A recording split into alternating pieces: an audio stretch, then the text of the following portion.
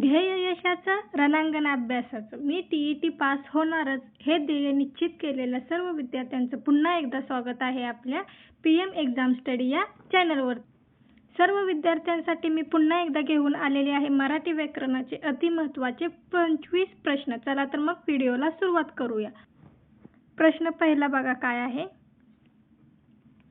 आगंतुक या शब्दाचा योग्य समानार्थी शब्द निवडा। ऑप्शन डी याचं करेक्ट उत्तर आहे। विना आमंत्रण आलेला पाहुणा म्हणजेच आगंतुक हा समानार्थी शब्द आहे। याचं स्पष्टीकरण बघा। आगंतुक म्हणजे ज्याला बोलावले नाही असा। हा शब्द निमंत्रित या शब्दाचा विरुद्धार्थी आहे। बघा प्रश्न असा पण विचारला जाऊ शकतो, आगंतुकचा विरुद्धार्थी शब्द सांगा। तर काय आहे? निमंत्रित हा त्याचा विरुद्धार्थी शब्द आहे। परीक्षेच्या दृष्टीने समानार्थी जोड्या ह्या खूप महत्त्वाच्या आहेत बघा।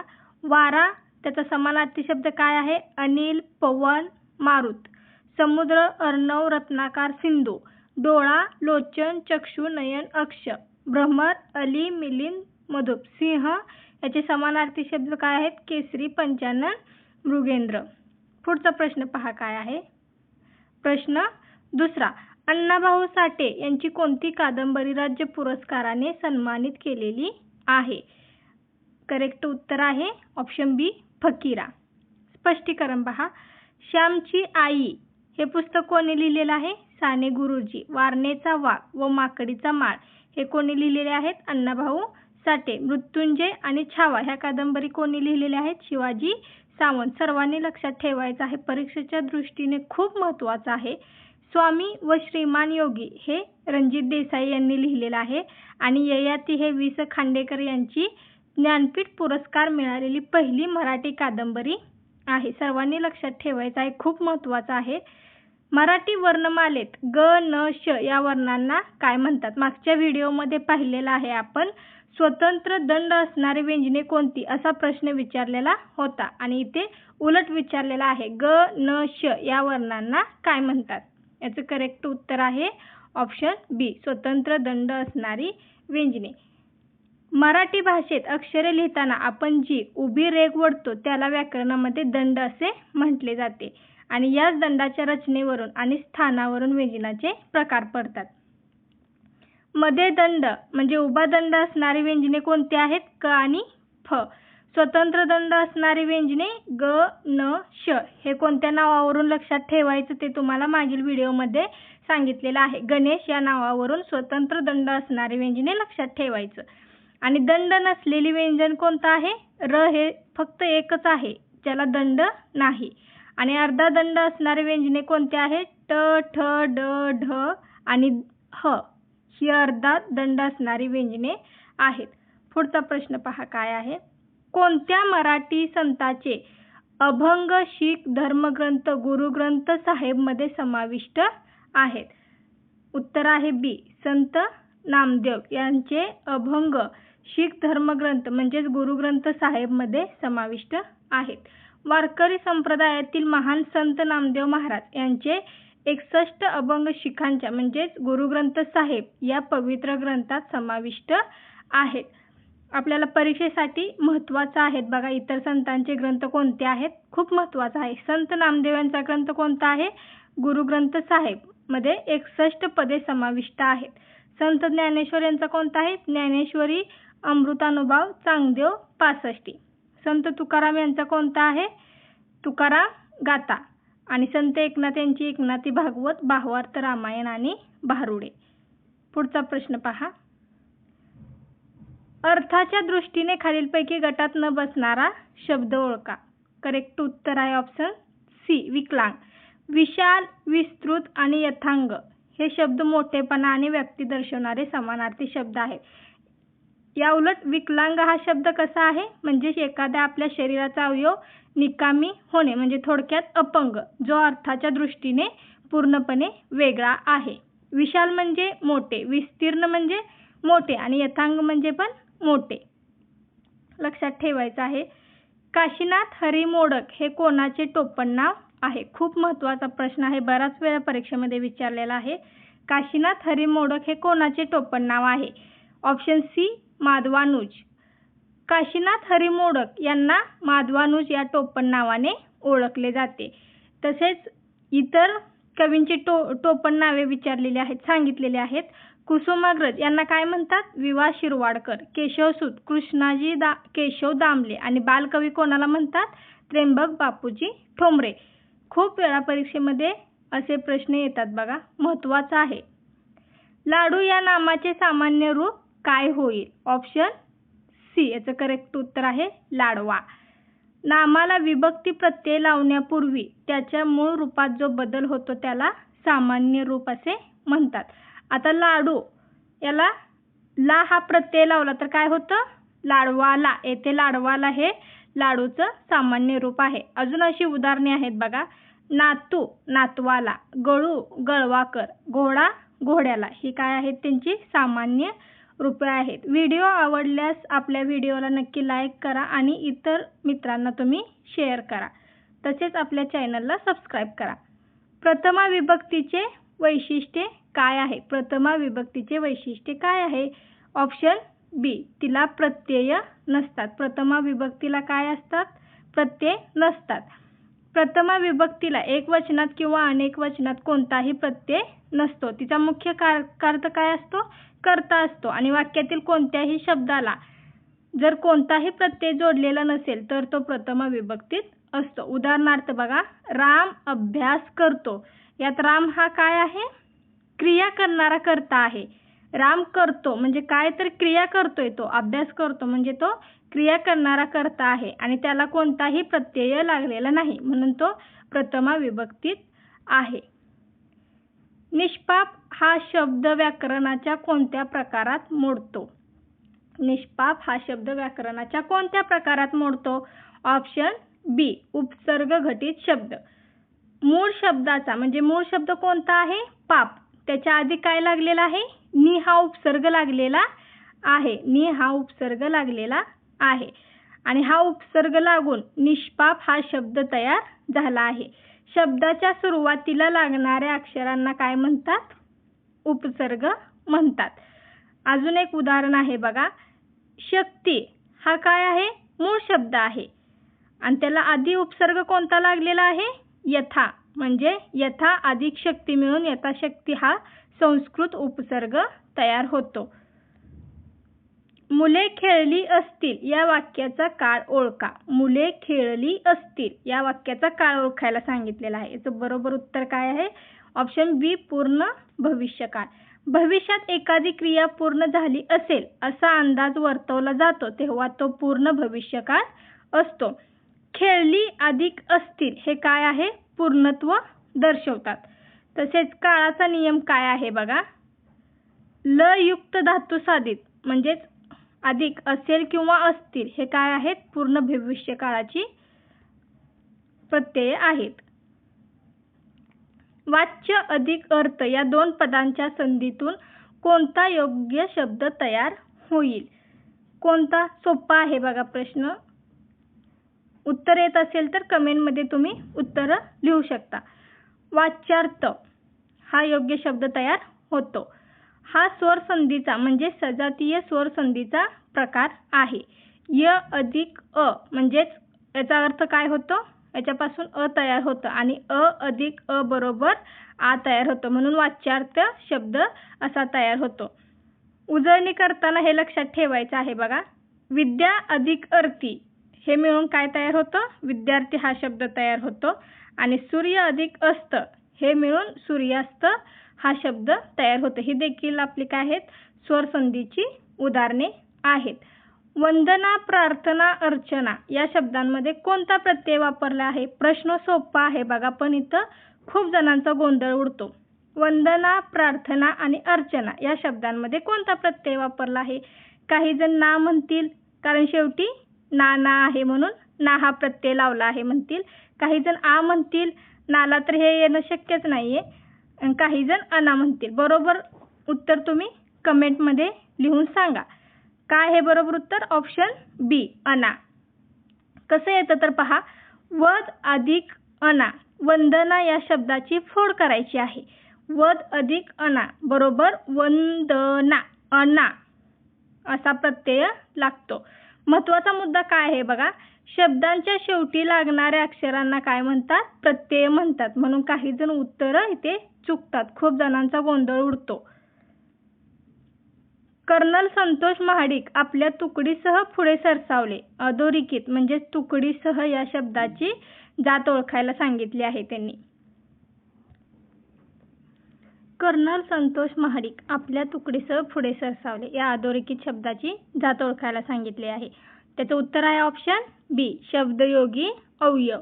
जे शब्द नामाला जोडून येतात आणि वाक्यातील दुसऱ्या शब्दाशी संबंध दर्शवतात त्यांना शब्दयोगी अवयव असे म्हणतात. आता इथे बघा, सह हा काय आहे?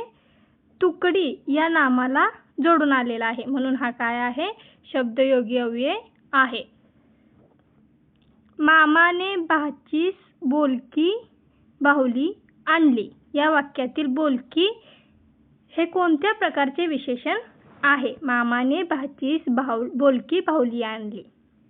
उत्तर आहे बघा ऑप्शन सी, धातू साधित विशेषण. बोल हा काय आहे? धातू आहे आणि त्याला कोणता प्रत्यय लागलेला आहे? की हा प्रत्यय लागून बोलकी हे विशेषण तयार झाले आहे. जे काय सांगते? हे विशेषण बोलकी हे विशेषण काय सांगते? तर बाहुली या नामाबद्दल माहिती देते. अजून इतर उदाहरणे बघा. वाहती नदी, पेटती ज्योत आणि रडका मुलगा. आता बघा इथे काय आहे? वाहती नदी, पेटती ज्योत आणि रडका मुलगा. ही काय आहेत? धातुसाधित विशेषणाची इतर उदाहरणे आहेत. घोड्याने राजास पाडले या वाक्यातील घोड्याने या शब्दाची विभक्ती ओळखा. उत्तर आहे ऑप्शन सी, तृतीया विभक्ती. ने, ए आणि शला दुसरी वेलांटी शी हे काय आहेत? तृतीय विभक्तीचे एकवचनी प्रत्यय आहेत. येथे काय सांगितलेलं आहे? घोडा या नामाला कशाचा प्रत्यय लागलेला आहे? ने प्रत्यय लागला आहे, म्हणून त्याची विभक्ती कोणती आहे? तृतीया विभक्ती. तृतीया विभक्तीचा मुख्य कारकार्थ काय आहे? करण म्हणजे साधन हा असतो. क आणि फ या व्यंजनाच्या मांडणीत उभा दंड कोठे असतो? उभा दंड, अर्धा दंड हे लक्षात ठेवायचं आहे. उभा दंड कशाला म्हणतात?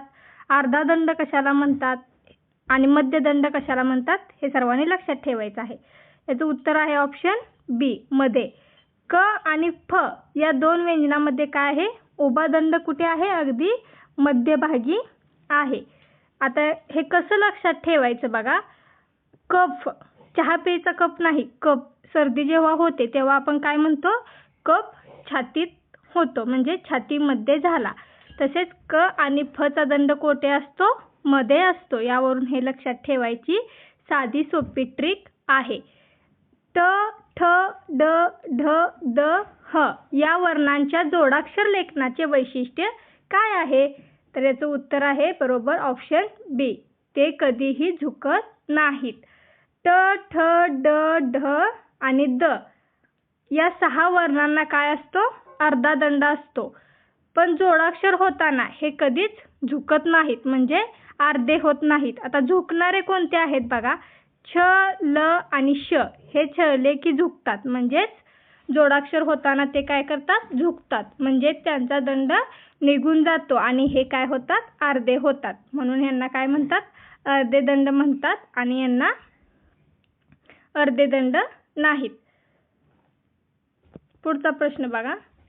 खालीलपैकी देशी अचूक शब्दांचा गट ओळखायला सांगितलेला आहे.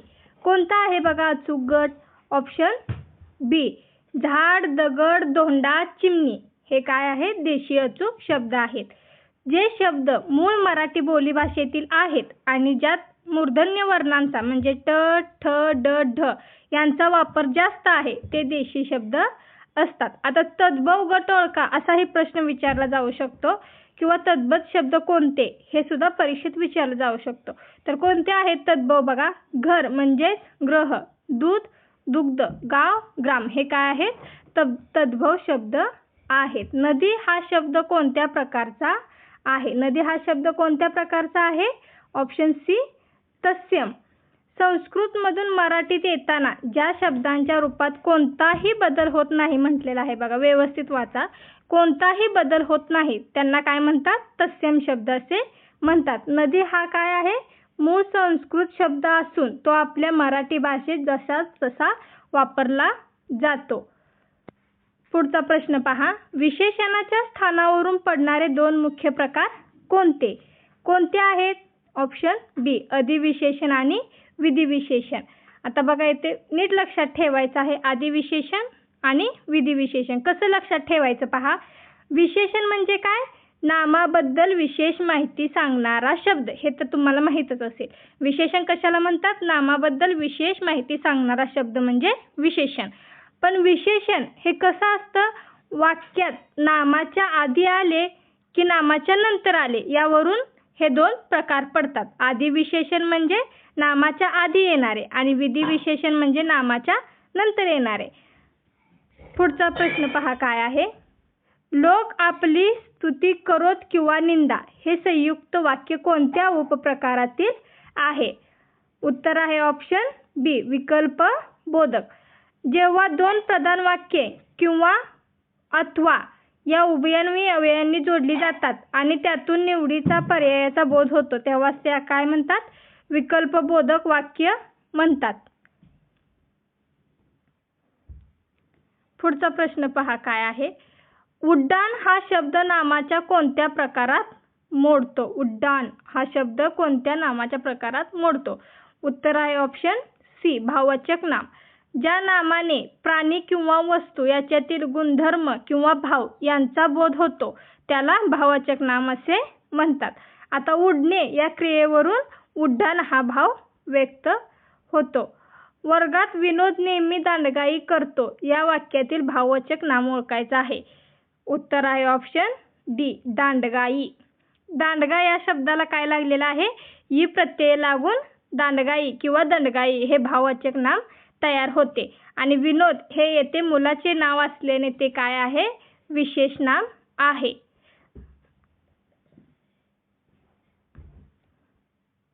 चरायू हा शब्द कोणत्या प्रकारचा आहे? चरायू हा शब्द कोणत्या प्रकारचा आहे? बघा ऑप्शन बी, प्रत्यय घटित शब्द आहे. चर या धातूला उ हा प्रत्यय लागून चरायू हा शब्द तयार होतो. आता इतर उ प्रत्ययाची उदाहरणे बघा.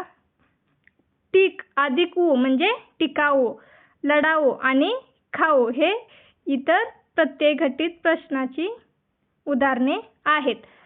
मुलांनी पालकांची आज्ञा पाळावी या वाक्यातील पाळावी हे क्रियापद काय दर्शवते? प्रश्न सोपा आहे पण गोंधळ उडतो पहा. मुलांनी पालकांची आज्ञा पाळावी. आता हे कसलं? आज्ञार्थी पण वाक्य असू शकतं, काही जण विद्यार्थी पण करू शकतात. म्हणजे विद्यार्थी आज्ञार्थी याच्यातला फरक लवकर समजत नाही.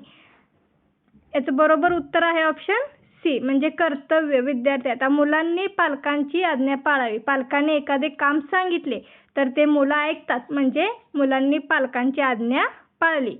आता ज्या क्रियापदाच्या रूपावरून कर्तव्य, शक्यता किंवा इच्छेचा बोध होतो त्यास विद्यार्थी वाक्य असे म्हणतात. यात काय होतं? क्रियापदाला वा, वी आणि वे हे प्रत्यय लागतात किंवा असतात. यावरून ते वाक्य ओळखायचं आहे. माझे सत्याचे प्रयोग या प्रसिद्ध पुस्तकाचे लेखक कोण आहेत? Option C, Mahatma Gandhi. महात्मा गांधींनी लिहिलेले माझे सत्याचे प्रयोग हे जागतिक स्तरावर गाजलेले आत्मचरित्र आहे. त्याचप्रमाणे बघा, लोकमान्य टिळक यांनी कोणतं पुस्तक लिहिलेलं आहे? गीता रहस्य. हे त्यांनी कधी लिहिलं? हा ग्रंथ त्यांनी कधी लिहिला? तर जेव्हा ते तुरुंगात बसले होते तेव्हा त्यांनी तो ग्रंथ लिहिला. स्वातंत्र्यवीर सावरकर यांनी माझी जन्मठेप आणि डॉक्टर बाबासाहेब आंबेडकर यांनी थॉट्स ऑन पाकिस्तान हे पुस्तक लिहिलेलं आहे किंवा ग्रंथ लिहिलेला आहे. खालीलपैकी कानडी भाषेतून मराठीत आलेला शब्द कोणता? सोपा आहे बघा. उत्तर काय आहे? बी, किल्ली. आता स्पष्टीकरण पहा कसं आहे. किल्ली हा शब्द कानडी भाषेतून आपल्या मराठी भाषेत आलेला आहे आणि बटाटा हा शब्द काय आहे?